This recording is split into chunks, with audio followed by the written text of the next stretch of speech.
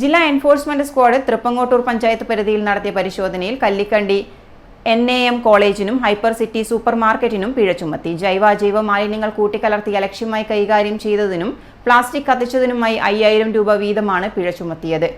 NAM college ക്യാന്റീനിന് പിറകുവശത്ത് മാലിന്യം അലക്ഷ്യമായി നിക്ഷേപിച്ചതായും plastic ഉൾപ്പെടെ കത്തിച്ചതായും സ്ക്വാഡ് കണ്ടെത്തിയിട്ടുണ്ട്. തൃപ്പങ്ങോട്ടൂർ പഞ്ചായത്ത് പരിധിയിൽ നടത്തിയ പരിശോധനയിലാണ് കല്ലിക്കണ്ടി NAM കോളേജിനും ഹൈപ്പർ സിറ്റി സൂപ്പർ മാർക്കറ്റിനും പിഴ ചുമത്തിയത്. ജൈവ മാലിന്യങ്ങൾ കൂട്ടിക്കലർത്തി അലക്ഷ്യമായി കൈകാര്യം ചെയ്തതിനും പ്ലാസ്റ്റിക് കത്തിച്ചതിനുമായി 5000 രൂപ വീതമാണ് പിഴ ചുമത്തിയിട്ടുള്ളത്.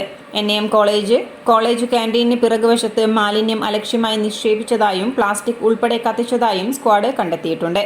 ഹൈപ്പർ സിറ്റി സൂപ്പർ മാർക്കറ്റിന്റെ ഗോഡൌണിന്റെ പിറകുവശത്തായുള്ള സിമന്റ് തറയിൽ പ്ലാസ്റ്റിക് ഉൾപ്പെടെയുള്ള മാലിന്യങ്ങൾ കത്തിച്ചതായും സ്ക്വാഡ് കണ്ടെത്തിയിട്ടുണ്ട്.